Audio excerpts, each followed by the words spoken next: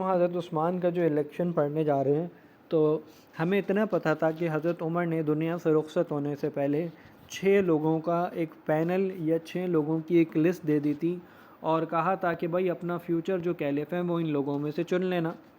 اب ان 6 لوگوں میں کس کے نام تھے؟ ایک نام حضرت عثمان کا تھا، ایک نام حضرت علی کا تھا، ایک نام حضرت طلحہ کا تھا، ایک نام حضرت زبیر کا تھا، ایک نام حضرت عبد الرحمن کا تھا اور ایک حضرت سعد بن ابی وقاص کا تھا۔ 6 کینڈیڈیٹس کے نام حضرت عمر دے کے گئے تھے، ٹھیک ہے۔ اور جیسے ہی حضرت عمر یہ ڈیتھ ہوئی تو اس فرام دس کمیٹی 2 میجر نام جو ہے وہ سامنے آ رہے تھے، یا حضرت علی کو بنایا جائے یا حضرت عثمان کو بنایا جائے۔ اسی کمیٹی میں سے ایک ممبر تھے جن کا نام حضرت عبد الرحمن تھا۔ انہوں نے کہا کہ میں تو کیلف بننے کی اس دوڑ میں ہوئی نہیں، لہٰذا میں تو اس لسٹ سے اپنا نام نکال دیتا ہوں۔ جب حضرت عبد الرحمن نے اپنا نام نکال لیا تو پھر باقی بچے ہوئے 5 لوگوں میں سے رائے لی گئی، یعنی کہ 5 لوگوں نے رائے دی کہ کس کو کیلف بننا چاہیے، حضرت علی کو بننا چاہیے یا حضرت عثمان کو بننا چاہیے۔ ان 5 لوگوں میں ووٹنگ ہوئی۔ ان 5 لوگوں میں جب ووٹنگ ہوئی تو زیادہ ووٹس حضرت عثمان کے حق میں آئے۔ جب حضرت علی سے پوچھا گیا تھا کہ کیلف کس کو بنانا چاہیے تو انہوں نے حضرت عثمان کے حق میں ووٹ دیا تھا۔ حضرت عثمان سے پوچھا گیا تھا تو انہوں نے حضرت علی کے حق میں ووٹ دیا تھا۔ اچھا، یہ ووٹنگ بھی ہوئی تھی۔ اس کے علاوہ یہ جو عبد الرحمن تھے، انہوں نے کچھ کویشچنز پوچھے تھے دونوں کینڈیڈیٹ سے، اور وہ کویشچنز کیا پوچھے گئے تھے؟ حضرت علی سے پوچھا گیا تھا کہ آپ جو ہے اگر خلیفہ بن گئے تو آپ خلافت کے معاملات کو کیسے چلائیں گے؟ تو حضرت علی نے جواب دیا تھا کہ میں قرآن اور سنہ کے مطابق خلافت کے معاملات کو چلاؤں گا۔ اور حضرت عثمان سے پوچھا گیا تھا کہ آپ خلافت کے معاملات کو کیسے چلائیں گے؟ تو انہوں نے کہا تھا کہ میں جو ہے پریویس کیلفس کے فٹ اسٹیپس کو فالو کروں گا، ٹھیک ہے۔ تو حضرت عبد الرحمن کو حضرت عثمان کا آنسر زیادہ سیٹسفائنگ لگا تھا اور زیادہ نمبر آف ووٹس بھی حضرت عثمان کے حق میں تھے، لہٰذا نیکسٹ کیلف جو ہے وہ حضرت عثمان کو چوز کیا گیا اور سب نے جو ہے ان کے ہاتھ پر بیعت کر لیا۔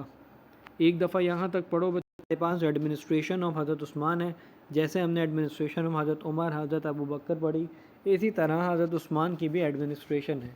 تو ان کے دور حکومت میں جو ہے وہ 12.5 ایئر کا تھا، اور اس میں جو ہے مسلم امپائر بہت زیادہ ایریاز میں پھیل گئی تھی۔ انہوں نے حضرت عمر کے فٹ اسٹیپس کو فالو کیا اور مجلس شورا سے مشورہ کر کر ہمیشہ فیصلے لیا کرتے تھے۔ انہوں نے جو ایگزسٹنگ بیت المال چلتا آ رہا تھا اس کو ری آرگنائز کیا، جو ایگزسٹنگ جوڈیشری اور پولیس کا نظام چلتا آ رہا تھا اس کو بھی ری آرگنائز کیا، اور پبلک آفیسز کے اسکروٹنی میں رکھتے تھے، یعنی کہ جو بھی پبلک آفیسز ہوتے تھے ان کو چیک اینڈ بیلنس مینٹین رکھتے تھے۔ آلدو یہ حضرت عمر کی طرح اسٹرکٹ نہیں تھے، لیکن پھر بھی یہ چیک اینڈ بیلنس رکھا کرتے تھے۔ انہوں نے کیا کیا؟ He regroup the several administrative divisions and created new provinces. انہوں نے بہت سے اب مسلم امپائر میں انہوں نے بہت سے نئے پروونسز بنائے تھے۔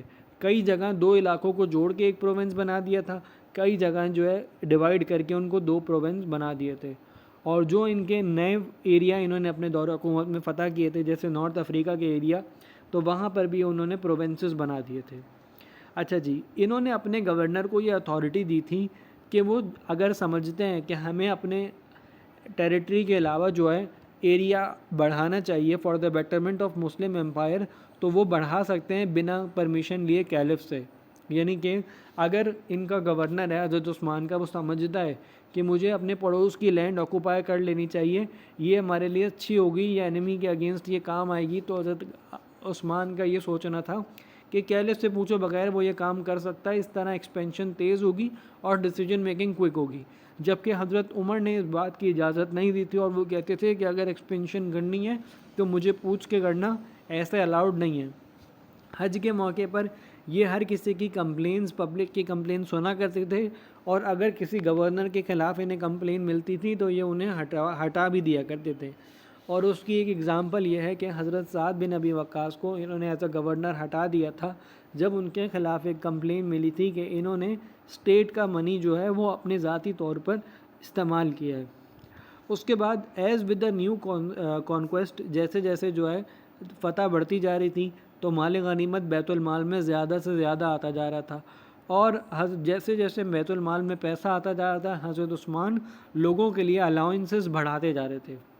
انہوں نے انفراسٹرکچر پہ بھی کام کیا، نیو بلڈنگز بنائیں، ڈیمز بنائے اور لوگوں کے لیے سڑکیں بنائیں، اور مسجد نبوی کو ہر ڈائریکشن میں 3 ڈائریکشنز میں 5 میٹر ایکسپینڈ کرایا اور اس کو سٹون میں اور لائم پلاسٹر سے ڈیکوریٹ کر دیا۔ انہوں نے ہی اسٹیبلشڈ اے ریگولر آرمی، اور انہوں نے آرمی کی سیلریز کو بھی 25% تک بڑھا دیا، اور ملٹری کینٹونمنٹس بنائے ریزرو آرمی کے لیے کہ جہاں ریزرو آرمی ہمیشہ ریڈی رہتی تھی۔ One distinctive feature of it, ان کی جو سب سے اچھا ایڈمنسٹریشن کا ایک فیچر تھا کہ انہوں نے نیول آرمی بنانے کی اجازت دے دی، اور ان کے دور حکومت میں ایک مسلم کمانڈر تھے حضرت معاویہ، انہوں نے نیول آرمی بنائی، اور پھر مسلمانوں نے نیول جنگ لڑ کے رومن آرمی کو سائریپسس کی بیٹل میں ہرایا تھا۔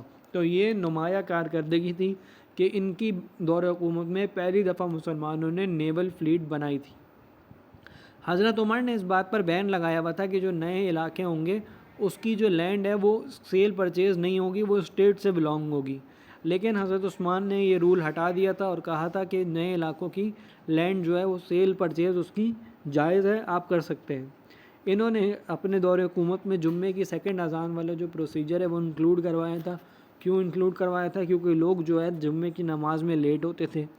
انہوں نے جنت البقیع جو قبرستان ہے اس کا ایریا بھی بڑھایا تھا، اور انہوں نے ایک اور کام یہ کیا تھا کہ ہماری فتحیں جو ہیں مسلمانوں کی وہ جاری رہیں، تو اس کے لیے انہوں نے گریزنگ گراؤنڈز کیمل کے بنا دیے تھے، اور فوڈ ہارسز کے لیے، تاکہ زیادہ گریزنگ گراؤنڈ ہوں تو کیملز اور ہارسز کے لیے فوڈ اویلیبل رہے، تبھی وہ بیٹلز میں پارٹیسپیٹ کر سکیں گے۔